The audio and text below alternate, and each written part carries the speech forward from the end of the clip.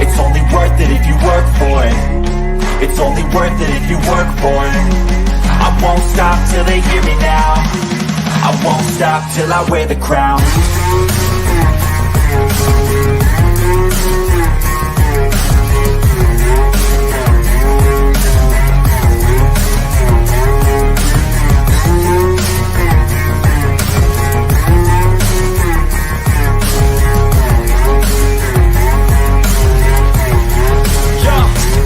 Let's go. I'm just telling you to fight for your dreams, but it's not what it seems. Man, it's hard to be seen when everybody wants to be king. Yeah, they all want to ring. Yeah, we all want to be free. Number 2, big number right now. It's 2 days till the Detroit Lions go to Arrowhead week 1 against the Super Bowl champions and have a legit game, not preseason, in play. We're all excited. We're stoked. We're going to be live at Soaring Eagle Casino. Herman Moore, myself, and a lot of fans going to be freaking epic at the game. But before we get into that game, we got the show today with my man, Ant-Man. What's going on? Hey, I'm doing good, Mike. Hope you're doing well as well. I know you've been a bit under the weather recently, so hope you're getting better. Obviously, hopefully a Lions win on Thursday will erase that illness completely, and we'll feel a lot better when that's done. I get really bad allergies, and right now, if you live in the state of Michigan, it's like cold in the morning, and then it's warm in the afternoon, and allergies a little bit up, so it's kind of kicking butt, but that's okay. That is absolutely okay. Should be good to go by Thursday for sure. I'm really excited. Just got off the phone and talking about the setup, so it's going to be so much fun on Thursday, and I cannot wait to see the game, man. The Lions versus KC. It's just finally here. Finally here. We've been waiting a long time for this, haven't we? I think it's, people are rightfully saying this is the season that's had the most riding on it for almost a generation, you'd say. This is where the expectation is real. It's probably the most complete roster we've ever had, talented all throughout. And it's like, we've got to go out there now and show that all these curses, all these unwanted records, all these years of not winning things, we've got to show this is the last hurdle we've got to overcome. And this season is all about it. And it gets no harder than going to Arrowhead for the first game. But it's like, you've got to go. If you want to be successful in this business, you got to go and beat them. And at the end of the day, they're just men and they can be beaten. And they just got to believe that. And if they do, who knows? They can shock the world. They can shock the world. And anybody says that, oh, it's not happening, there's zero chance, that's a lie. Any given Sunday, or in this case, Thursday, can happen. And the Lions are a team that's very prepared. And just like Dan Campbell was saying, don't get too high, don't get too low. They're prepared. And he didn't even want to talk about Jahmyr Gibbs and how he's going to be utilized in this game. I think there's going to be a lot of you're going to see this dude everywhere. And I think the Lions are going to be extremely prepared, and it's going to be really, really fun. If you guys have not hit that like button, go ahead and do it right. Meow AG, the link I sent you already, it's in the chat. If you want to get in, you just got to click it, and you will be in. But we are here talking to Lions and Kansas City Chiefs. And it's looking like Chris Jones is not playing again. Like it's a day-to-day thing here with Chris Jones. He's still not signed. Big advantage, I feel like, for the Lions offensive line with him not playing in this game. Ant-Man, stress to the people the importance of him not playing and how much of an impact he's going to not have on this defensive line.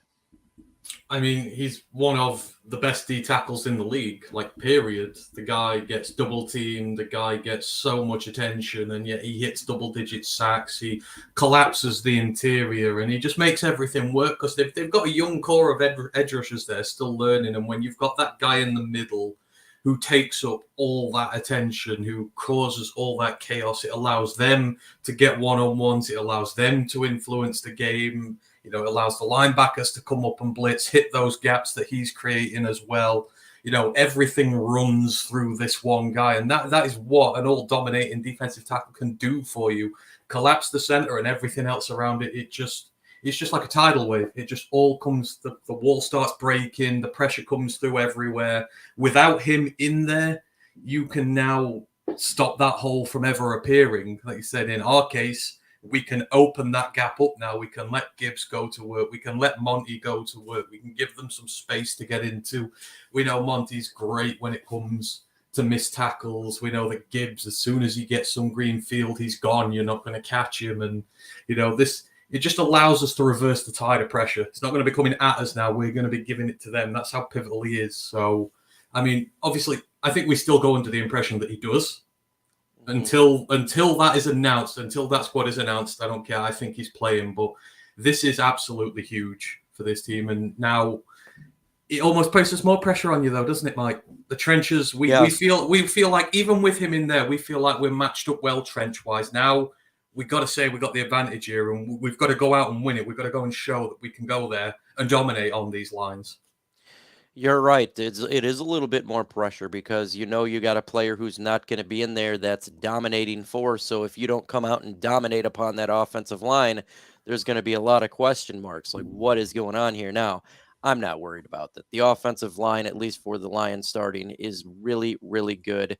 And these guys are going to make an extreme, I think, an impact on Thursday. I think they're going to open up those holes. I think, like you said, Montgomery is going to go off and Jahmyr Gibbs is going to go off. The Lions offensive line is going to make this game a game. And we got AG, Spirit of Detroit podcast. What's going on, man? What's going on, man? How y'all doing? Y'all all right? Yes. Y'all excited? Y'all excited? Are you excited for Thursday? Lions, Kansas City. I'm excited.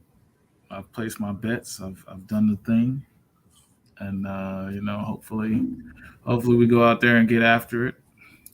But the more I'm doing the research on the team. Kansas City, yeah. That any given Sunday stuff, I don't know, but there's a chance. There's a chance. 40% chance. That's not bad, though, because that's what I got there, too. I say even though I got the Lions winning, I think that's kind of the odds where it should be is 40-60 right now. And not having Chris Jones in that lineup for Kansas City is big for the Lions offense. We're just talking about the impact of that player. How much to you is that of him not playing in this game help the Lions offense out? Well, what's crazy is in the playoffs, he only had 2 sacks. And I think that's, the brunt of them not paying him, what he thinks he's worth. Like during the season, he was great, but he had 2 sacks, and that was in the Super Bowl. So he was a no-show for the whole playoffs. He was neutralized, and he had 2 sacks in the Super Bowl. So I feel like it's I thought it was big. I thought it was big because they could put him all over the DN, the nose, the 1 tech, the 2 tech. They can put him on a 9. But I don't think Kansas City. I think Kansas City watched the tape and they evaluated in our biggest games. This guy didn't show up. He showed up 1 time against the Eagles, or twice against the Eagles, and those were more coverage sacks. So I feel like they're comfortable without him. And if they comfortable without him, then that scares me, because they still have, up and comers like Karlaftis and, stuff like that. But and their linebacker. But I really don't think he's like what we should be focusing on. What we should be focusing on is on how to neutralize these receivers. Patrick Mahomes is going to be Patrick Mahomes, but he's going to need someone to throw to, and we need to lock up these receivers. And I think we have a chance to do that. That's something that is a big deal here. We all know Patrick Mahomes in this offense, that they are explosive. The wide receivers are fast, speed. They're going to cause our defense problems. What is a way we can neutralize them, Ant-Man? I mean, you've got to get pressure. I mean, you've got to try and limit the time he has to throw. You've got to try and get him out of rhythm a bit, get him scrambling, and then, say your coverage has got to be solid. It's got to be disciplined. That's why we've gone out and added so much in the offseason, because it's somewhere we've struggled. We've got in guys who are veterans, who are really good. We've got a good young core there. But overall, it's going to come down to pressure, and you will have opportunities there. I mean, Orlando Brown is not there this year. I think they've downgraded big time going to Jawan Taylor. I think that was a bit of an overpay on the edge. So we've got a plethora of guys off the edge who can sort of have a go at these tackles, get around the edge. I mean, in the middle, they're really good. That interior offensive line's amazing. So you go around the outside, you hit them there, try and get Patrick out. We'll say you've just got to play disciplined football. We are got our hand raised like we're in elementary school here with AG.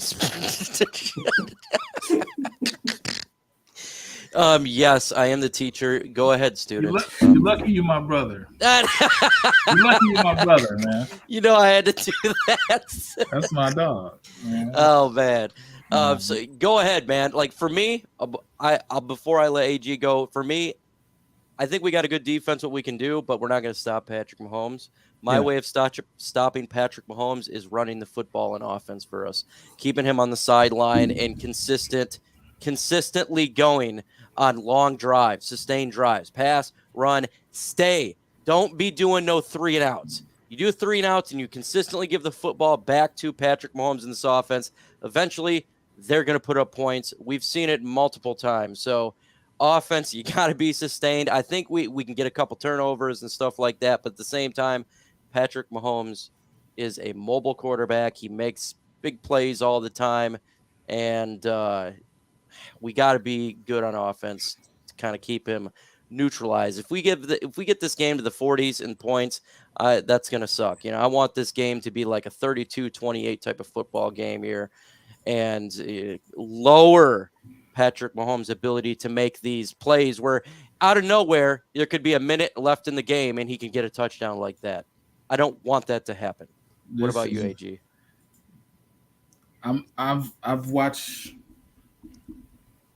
as y'all know on my channel, I do all 22 tape of prospects as well as actual game footage. I've been watching Patrick Mahomes going back to 2021. I've been watching every game he had since 2021 up to today. Then I've been looking at the stats. I've been looking at everything. One, okay? You have to score more than 27 points. Why is that? Because he is 45-1 if you score 27 or less. That's an actual statistic. That's a real thing. Okay? That's bad. Okay? Very bad. So that tells me that Jared Goff, we got to turn him up. Yep. We got to dial up the plays. Okay? The second thing is he's a 90 QBR in the pocket. Outside of the pocket, it's 128 average. So you're telling me in the pocket, 90 QBR, that's what Jared Goff was last season, the whole season. So in the pocket, he's Jared Goff. Outside the pocket, he Jesus. Yes, he is. I've been watching so much Kansas City. I'm talking about, I watched the game in slow-mo with the Bills where the opposing quarterback, Josh Allen, had a 159 QBR. And it did not matter in the postseason, in the snow. It did not matter. I got to take it back to this is Patrick Mahomes is on the level of Peyton and Brady. He's entering that level. This is an upper echelon game. So yeah. For them, this is like we got our ring. We're chasing dynasties. We're chasing legacy. For us, we just got here. We just got to the playoff era. We just got to our playoff era. I just don't see it happen. You have to score fast, and you have to like even the time of possession, like you said, the time of possession. In games where he had less time of possession, he still won. So it tells me he's the real deal. The rest of them, clowns. So we got to neutralize these clowns. You're not going to neutralize Kelsey, but you can neutralize Valdez-Scantling. You can neutralize some of these receivers. We don't even know their names. They got some go-to-lunch pail work receivers. If we can lock those guys up, I'm talking about C.J. Gardner-Johnson, take away half the field. Oh. That's what we need to do. Yeah. Because he's going to get his stuff off. Like he's going to. And that's the thing. Like, you're not going to be and I think turnover, like we talk about turnovers, but this is legit. We got to get some turnovers in this game. You get the CJ Gardner-Johnson and Kirby Joseph out there getting some picks. That's going to be so important. Like not it's important in the NFL, but really important in this game, especially at the end of the game. Because like you said, Patrick's going to go run around and he's going to be walking on water when he gets out of the pocket, throws the football. That's what he does. And it's scary. And I know a lot of people are going to be upset if they pass for 400 yards. So this defense sucks. The Lions defense sucks. Folks, he does this to every defense. Okay, this is going to be one of those things. Don't judge the defense if it comes out to something like this, Ant-Man. Talking about Patrick Mahomes. Like, we got to get pressure, but at the same time, he gets out of the pocket. He is walking on water. So what do we do there? I mean, there's not so much you can do with it, isn't it? But you've just got to turn up, and you've just got to try your best against them. I mean, you have seen in the past, they are susceptible. The team itself is susceptible.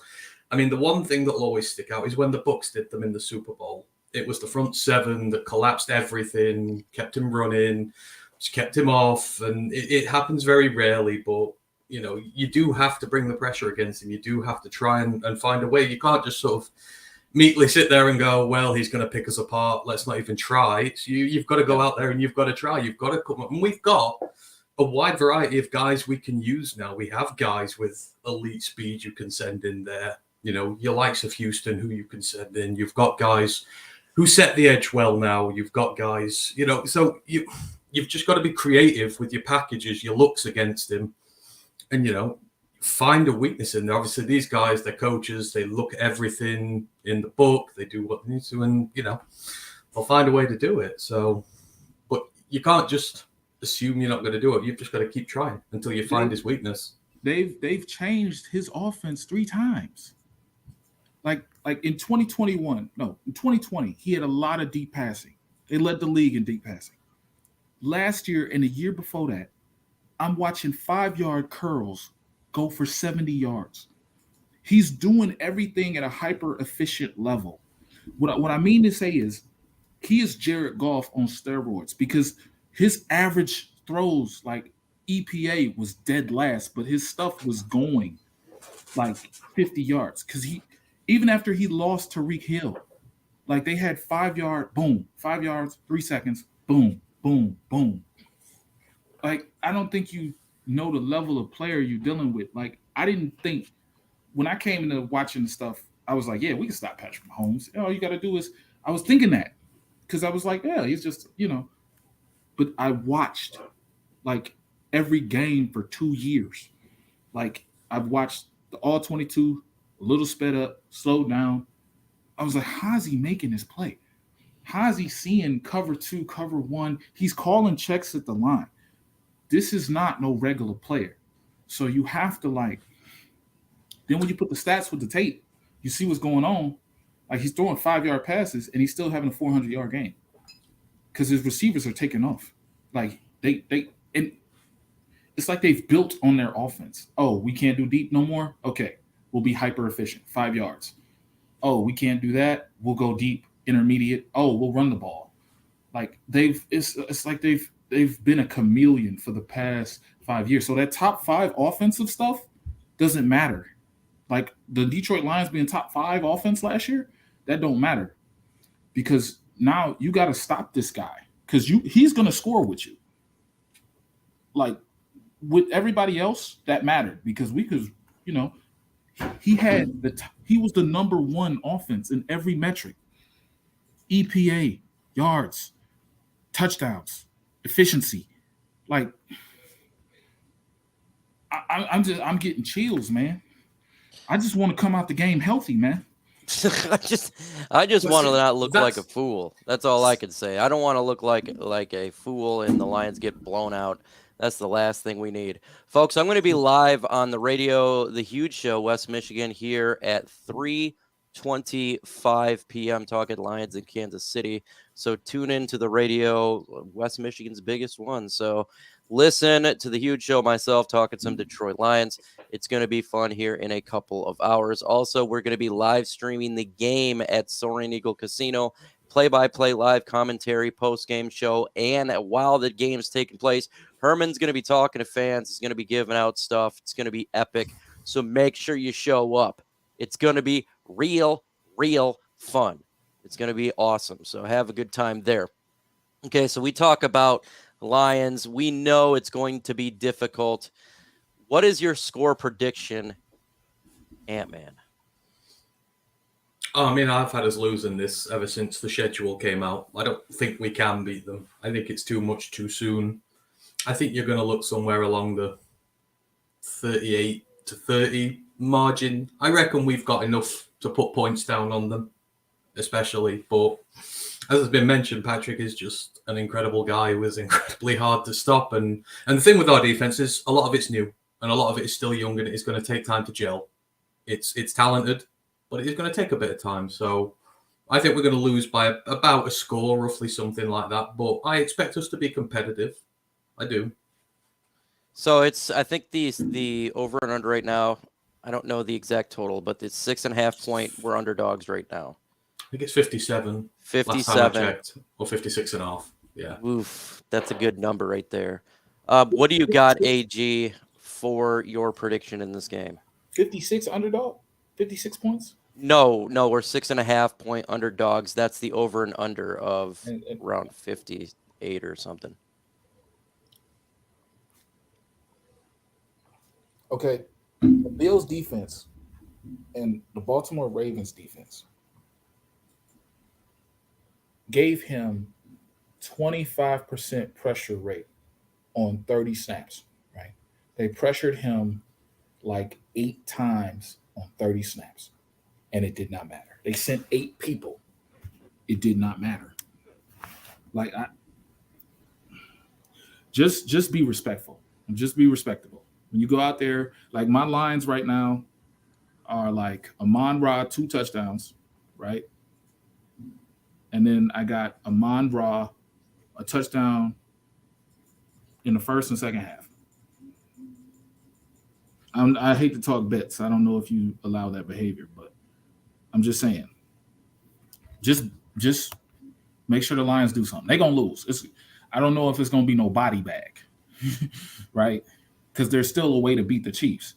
You got to neutralize their receivers.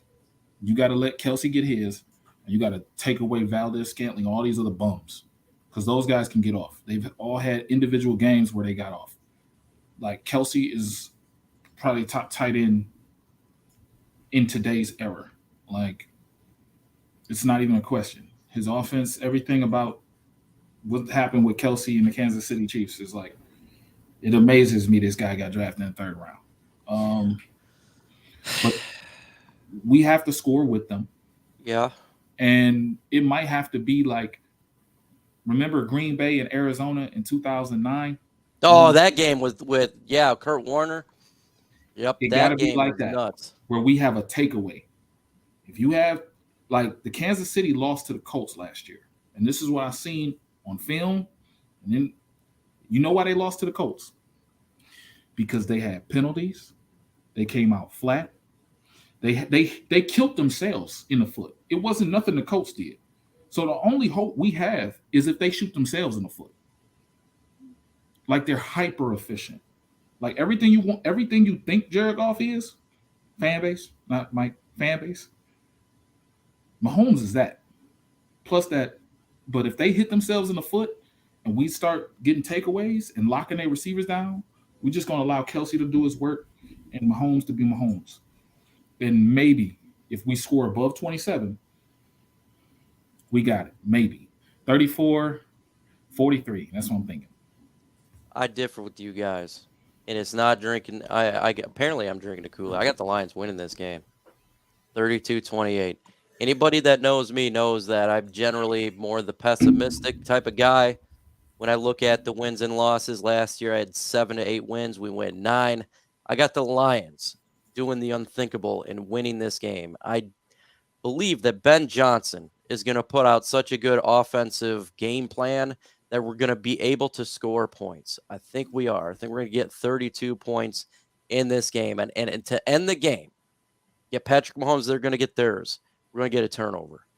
We're going to get a turnover. It'll be C.J. Gardner-Johnson or Kirby Joseph, kind of like that Week 17 game against the Green Bay Packers to win the game and go to Arrowhead and get a victory, and then the whole world is talking about it. I have a confidence in Dan Campbell and this team. I don't think it's too big for him. I don't believe that they're like, oh, we're going to the big boy table. I believe that they're very confident that we're going to go into this game. We're going to win this game. They just got a different attitude, and it's the beginning of the year. I think the Lions win this game. I know that it's going against the grain. I know it's going against the odds makers. I don't care. I just got that feeling. I got that feeling that this defense is going to show stuff that we haven't seen. Get a couple turnovers of CJ and Kirby just running all, and Brian Branch, may I add, running all over the place. We got the defensive backs to lock the receivers we do, and up they're going to be take them away. To take them away. And how they guard Kelsey is going to be intriguing. That's going to be really what I'm watching for here, because we do got the DBs. Like, if they wanted to put up a Brian Branch on them, is that really that's a good matchup for me, kind of. Right. Like, I like that. Or if they're going to get CJ or how they're going to do it, I do believe that their matchup is going to be different than what we have seen. So I'm really excited for that. Folks, if you got questions, put it in the comment section. #Lions, #LNU. While you guys get your questions in there, again, we're going to be live at the Soaring Eagle Casino. We're going to be doing the play-by-play commentary. It's going to be live on Lions Nation United and on my personal channel. We're going to have Herman Moore coming in when he can and kind of break down what's going on.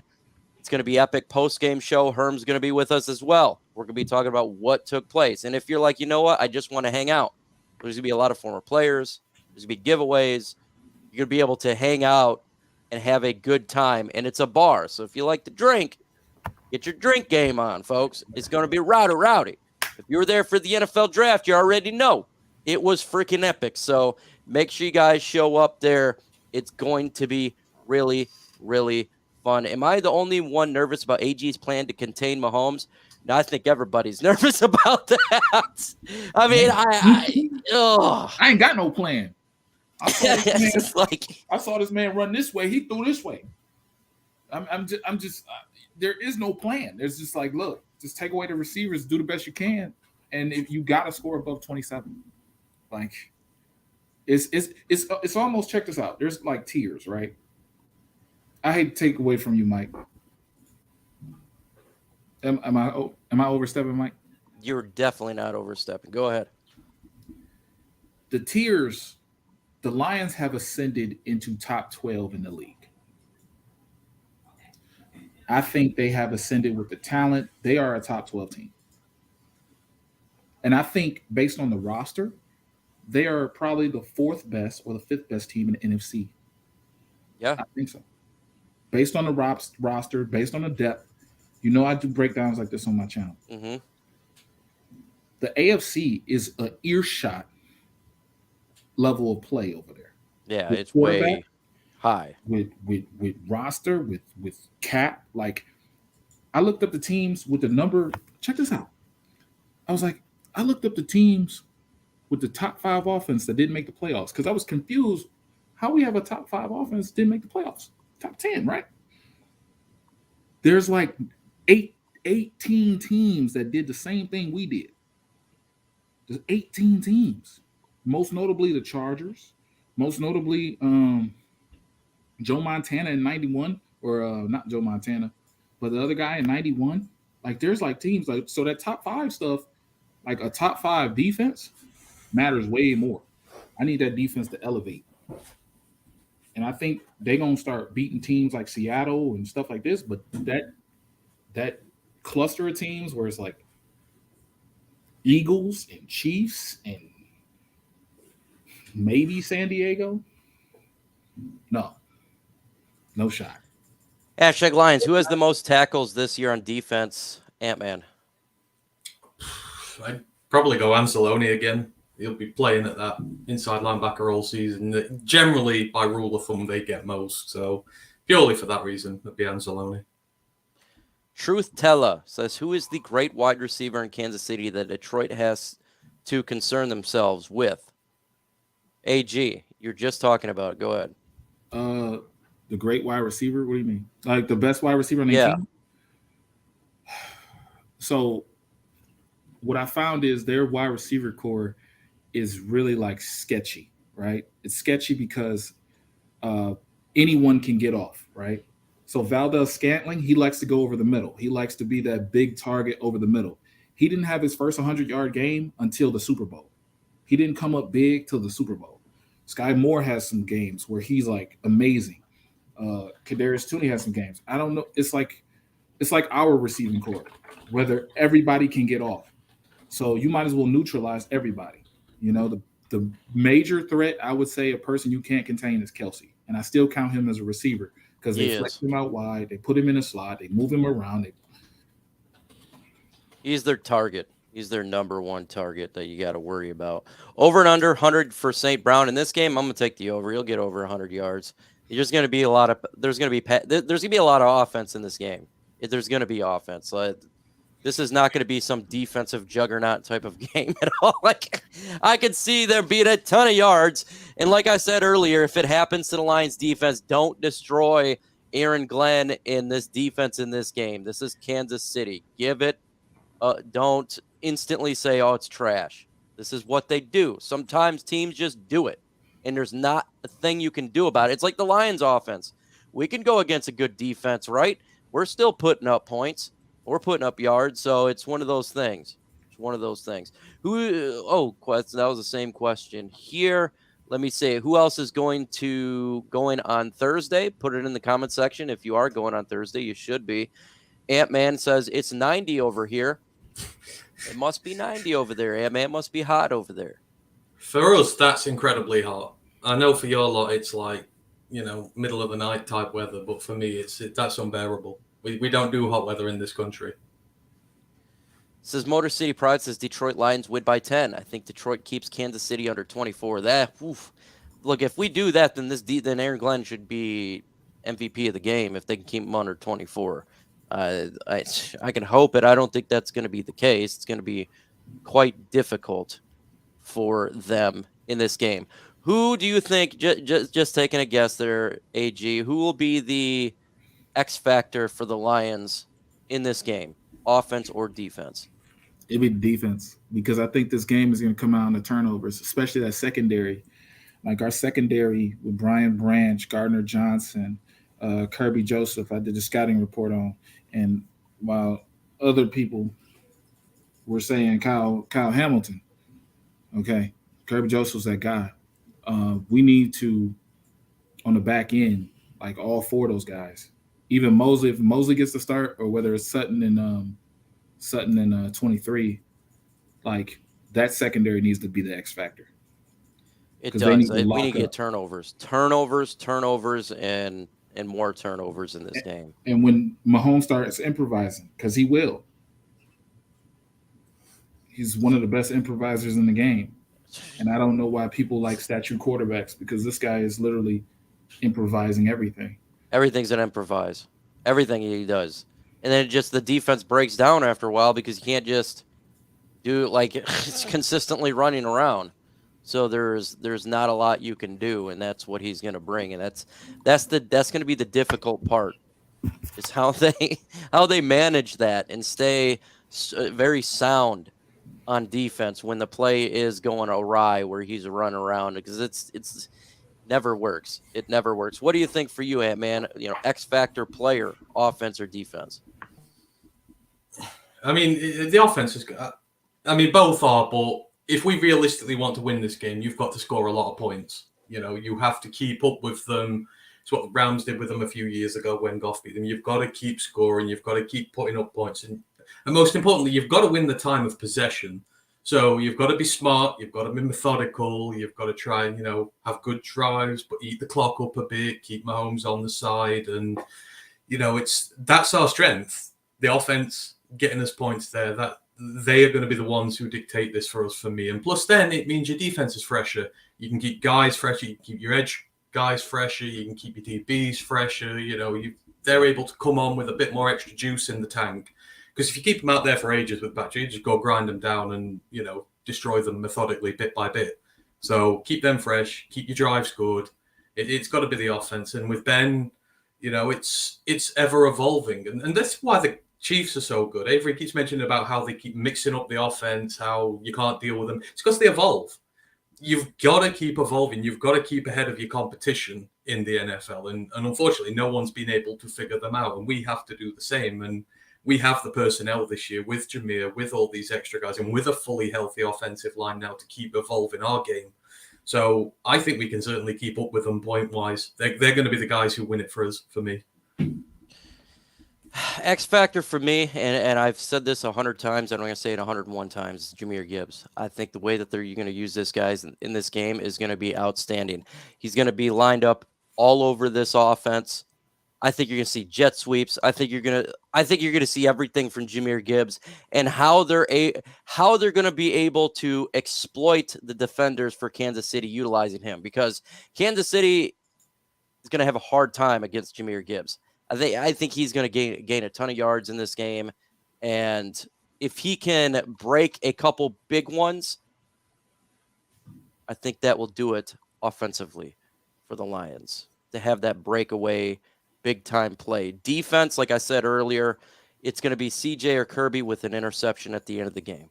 That will be how it works. They both can get some, maybe let's make it real though.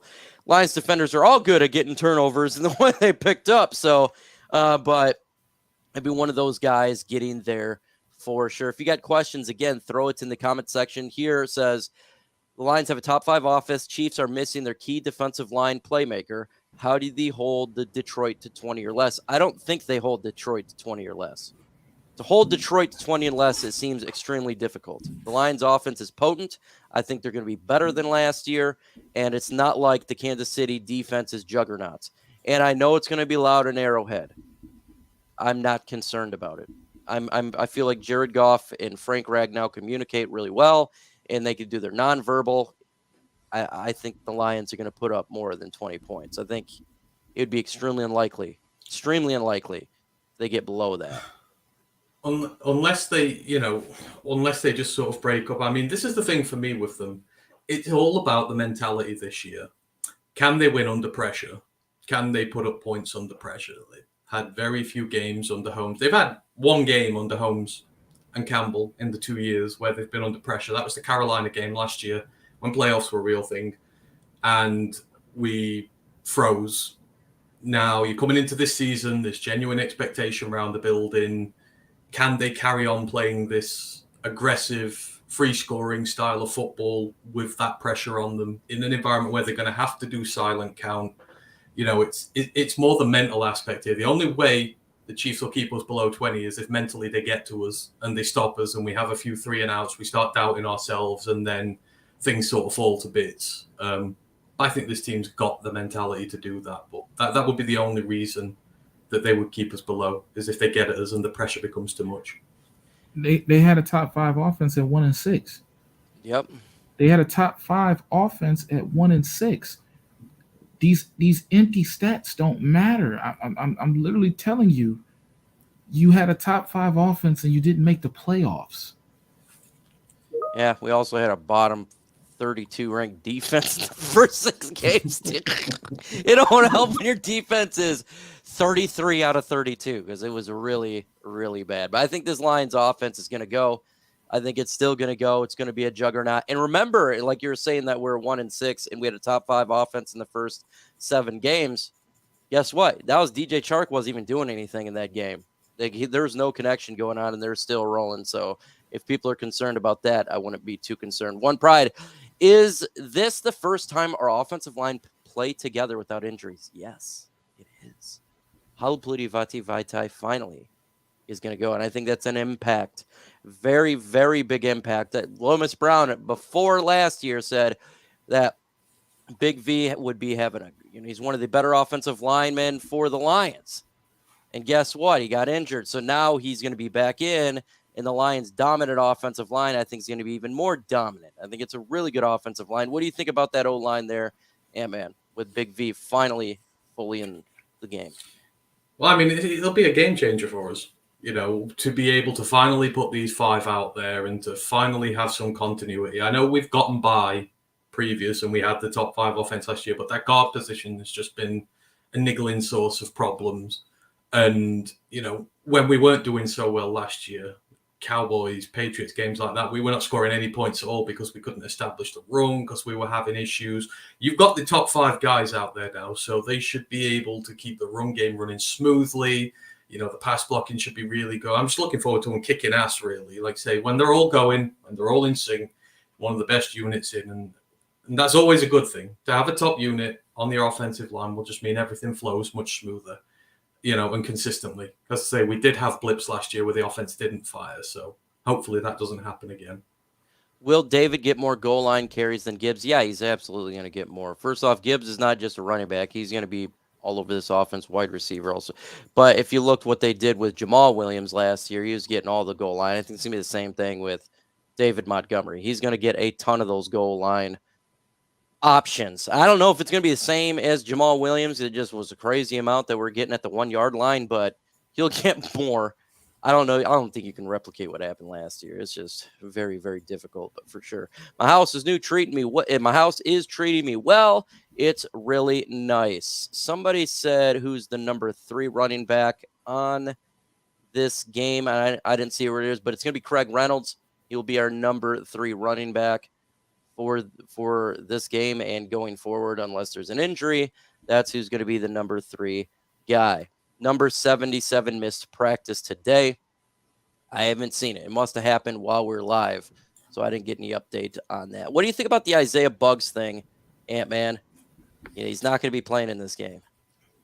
No, but at the end of the day, it's the way the new regime works. It seems that he slipped down the pecking order in training. You know, it's all about who practices the best, who, you know, you have to earn your opportunity here. You don't go by name. Just because we're giving him a contract and $6 million doesn't mean that he's given a God-given right to start. And if he's not been training at the levels they expect of him, and other guys have, then, you know, it is justified in what they've done. You've seen Levi come from the brink of nowhere to been back into this team. He's worked his absolute ass off to get here. You've seen Broderick perform incredibly well over camp and consistently get better and perform. And I don't know, maybe some of these younger guys have caught him sleeping. He himself has not been quite at it. And, you know, I trust this team in terms of if they're not going to give him game time, then I trust their evaluation, because they've given so many guys on this team starts when we didn't expect them to because of how they've trained. Dan used the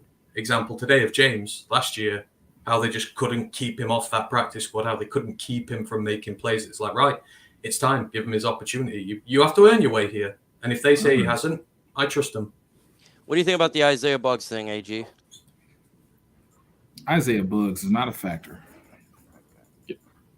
And man, you talked about him like, first of all, he is not a factor. He was on a defense that gave up so many plays. People point to that game against the Giants and this, that, and the third. He was on the same defense that gave up almost 300 yards rushing to Carolina, okay? He was on the same defense. I hate to say it, he is a non-story, because there is 21 other more talented players on this roster than him. He is in that nitty-gritty Anzalone group where he's a RPG. He has no backstory. He's just there. He's one of the guys, one of the leaders because he's vocal. No, the tape don't lie. He fails to shed. He's just a gap filler. Like if that's what you bring to the table, that you can stuff a gap and you can't like impact a running back's decision making by really truly stuffing the gap with the offensive lineman. You're just stuffing the gap and making a tackle for 3 yards for that person to stretch down for 3 yards. Like he is a non-factor, and Lions fans have beefed this guy up ever since he got a little contract compared to his position, a little contract extension. And now they're trying to make him out to be this like leader or something for the team.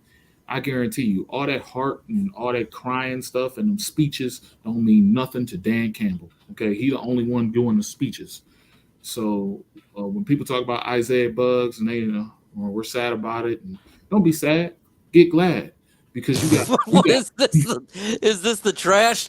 yeah, Don't be sad, get glad. Yeah, because this dude is We got a trash commercial going on here. Get trash bags. Gladware. He Yeah, said, he was. "Get Yeah, glad." he was a bum. I don't say he's a best bum. of I the thought bums. he's a good rotational player. I don't think he's no starter or anything like that. Someone that you got to be worried about. But I think he's a decent rotational player for the Lions, but not like a Lee McNeil or somebody who's going to be on the defensive line the whole time, or obviously like an Aiden Hutchinson. He's not like a straight impact player, but a rotational guy.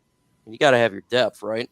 But for me, That's when what I it see is. it, like he's gotten that mad to where he made a social media post, I think that's a little bit overblown. Like, come on, dude. Like, he got passed up on the depth chart. It is what it is. You didn't see Michael Brockers cry like that when Yeah, he Michael got Brockers. passed up. He was just getting a check. Yeah. Michael Brockers knew his role: get a check, shake the hands, do the warm up stretches, and teach the young guys. That's all he is there. All Ice right. cream So man. hashtag fee. Everyone else, do we have the most valuable on our team? Do we have a most valuable? Do you mean like who's the most valuable player on our team? Well, if you're going to go this question, I always get, you have to do two answers because there's two different ways that you could put it. Most valuable player regarding like who's the best player non-position, or who is the best player due to the position. Because if you're going due to the position to be quarterback, it's always going to be the quarterback. But if you're just talking about talent-wise, I mean, Amon-Ra St. Brown is pretty freaking talented. I think he's important, or the offensive lineman. But it just really depends how you want to ask that question. I think they mean, do we have an NFL MVP level player on this team? Like, can we have someone who can go out and win the actual NFL MVP this year? No. We don't have Patrick Mahomes. We don't have that. I mean, we could have like a rookie of the year, offensive rookie of the year, and Jahmyr Gibbs, or a defensive player. But it's always going to be. Let's keep it 100. It's always going to be a Patrick Mahomes, or it's going to be one of these Josh Allen type of players that's going to be MVP. I mean, that's the way it is. We don't have one of those guys, and that's fine. You don't have to have one of those guys. You can build your roster up the way you want it. But I love Jared Goff. I love what he brings, but he's not better than Patrick Mahomes. Facts. It's not hating at all. Patrick Mahomes is just different stratosphere. Right. And then I seen someone in the chat. Oh, I'm sorry. Go ahead. I seen someone in the chat mention the game in 2018 with the Los Angeles Rams and Jared Goff, and how he beat Patrick Mahomes in a highlight reel game, and everything was a touchdown. Guess what? 5 AFC championships later, 2 Super Bowls later, 2 MVPs later. Yeah, where they at? Just different level. Yeah, Where Patrick are they Mahomes at? is just on. Patrick Mahomes is just on a different level right now. He's one of the greatest, and he's going to continue it, and it's going to continue to be like that until he's in the National Football League, like Tom Brady was, or Peyton Manning when he was in there. So there's just sometimes there's these players that just kind of send everything, and he's one of those guys. Raw Detroit panel, who will be the X factor for the Lions in this game? We talked about X Factor. I got Jahmyr Gibbs. So since we already talked about it, I think Jahmyr Gibbs will be the Lions X Factor. He's going to be utilized again in the run game, pass game, probably maybe direct snap. Who knows? Some jet sweeps them there. Maybe he'll do punt and kick return. I think he's going to be all over the field. Who do you got, AG, just as a player, as an X Factor? Gardner Johnson. I love it. Like it. Conrad says, Chiefs fan here. What a way to start the season. I'm with you, man. I think that, a lot of people said like this, why would the Lions be with Kansas City? I think it's going to be a fun game. Well, regardless who wins, I don't think it's going to be some blowout game or anything like that. I think there's going to be a lot of fun in this game. There's going to be electrifying moments, and it's a great way to start it. You got complete red versus complete blue. It's going to be really freaking cool to watch. I think it's a great way. I love how the National Football League put the Lions in there. They could have been the same old teams we always see, right? Philadelphia Eagles with Kansas City, or you can do the Green Bay Packers or whatever. But I like the fact that they switched it up. I think it's going to be fun. Hutch, going to win Defensive Player of the Year. Oof, that's going to be difficult. Look, he can. I mean, he's that talented. I think he is a game wrecker and a difference maker, but man, there's so many really, really good players. And I know Nick Bosa may not even play week 1, but I think he's up there. He's that status of great player that could be Defensive Player of the Year. There's a couple players out there. I think, look, if he can do it. Not saying he can't do it. What do you think about Aiden Hutchinson, Ant-Man, being Defensive Player of the Year? I mean, as long as he can overcome the Detroit tax, then that's fine, because, you know, he would have to probably get 5 or 6 more sacks than the next guy. Like, you'd have to be well into the 20s at this point if he's going to, you know, because he plays for us, it's not fashionable. And I think it's the same with them all. I think he's going to have to do a little bit more than everybody else, even if he's playing just as good. So can he? I mean, yes, because the line's a lot better, but he's going to have one hell of a year to do so. You're going to have to be talking 20 sacks plus to do this. Yeah, 100%. Like, you got to really elevate your game. And I'm not saying he can't do that at all. I think he absolutely can. Sky's the limit for him. But there's still some good players out there. I'd love to see it. Hashtag Mike Evans update. Anything new from I'm also hearing the Cowboys are in on the trade.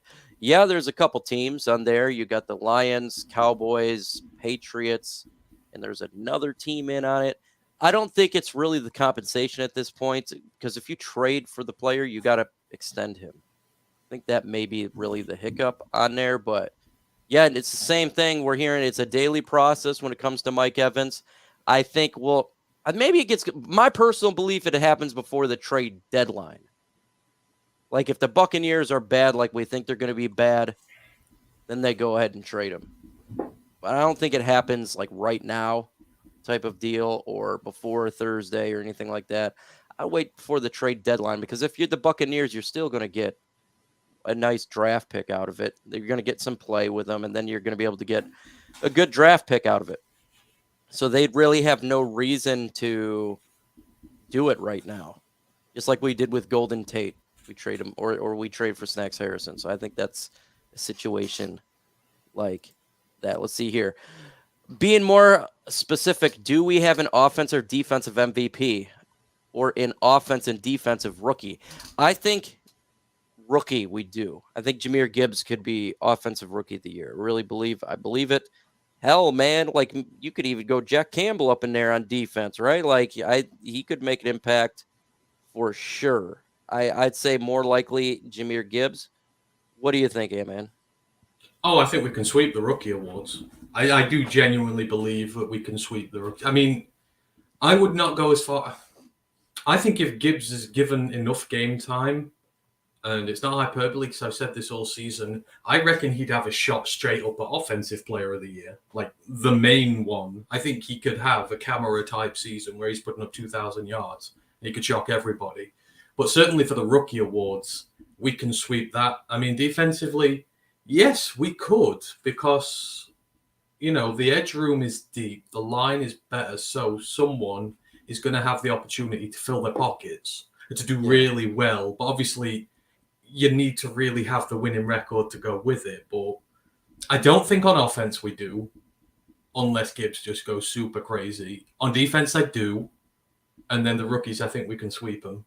But I think it would be Hutch, or it would be one of the DBs, maybe Chauncey, I think, who could do it, possibly. Chiefs fan here says Goff with no pressure was the top 5 last year. Chris Jones' outline's going to take advantage of that. But that's what we talked about earlier. Chris Jones not being in there is an impact on that offensive line. And if he does have that extra half second, he is going to be able to, he's not going to be thrown all over the field like Aaron Rodgers, but he does find the open receiver or open target, and he gets the football out to him, and then they make plays. So that's all you ask for. So, look, I think both teams' offenses are going to do really well in this game.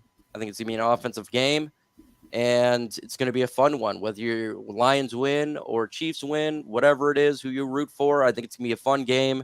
I think NFL fans will be entertained. I think we'll be entertained. and let the best team win.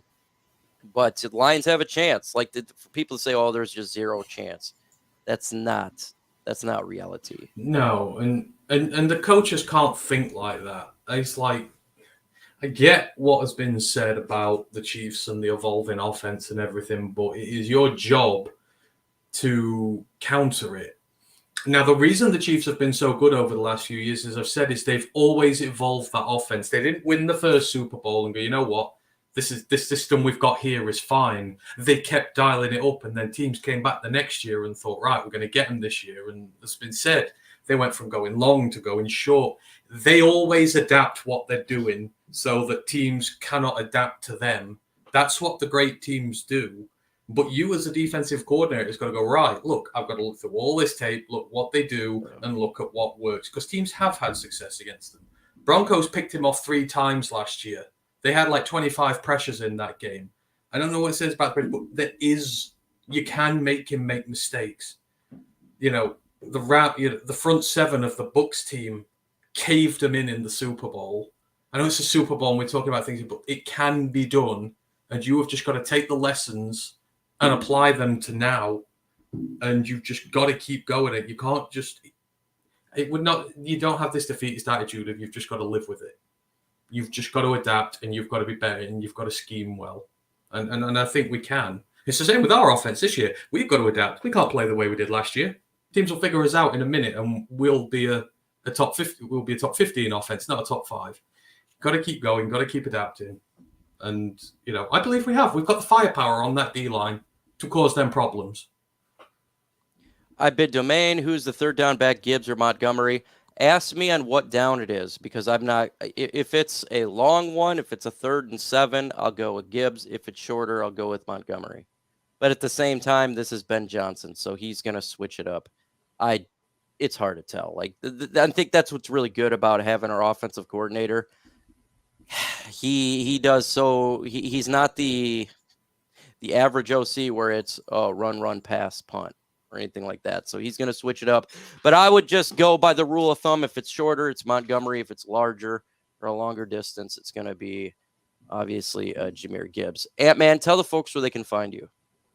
So yeah, you can find us at Roar of the Lions UK. We are a group of Detroit Lions fans from over the pond in Great Britain. If you want to come and check us out, see NFL views from a British perspective, then come check us out. We're live Mondays, Wednesdays, Thursdays. We'd love to have you in. Spirited Detroit Podcast was on here. You can find him on YouTube, Spirited Detroit Podcast. He's doing all sorts of content now. He's got the time to do it. Make sure you subscribe to his channel. Again, in an hour and 25 minutes, I'll be on the huge show talking Lions KC. Listen to that one, just depending on where you're at and the location. And if you're completely out of the state, you can go on the internet, huge show, and they'll be live there. You can hear me talking Detroit Lions. So we'll get to that. And I'll get a Thursday live for the game, folks. We're going to be live play-by-play post-game show, Lions KC, Soaring Eagle Casino with Herman Moore in 2 days. So it's going to be freaking epic. Going to be epic. Make sure you guys show out. With that said, folks,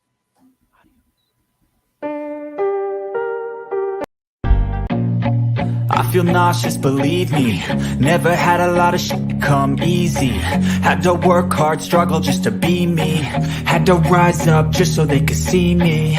Did what I had to do just to feed me. And what was left over I put towards my dreaming. But the only thing in life that has meaning are the things you gotta work for, believe me.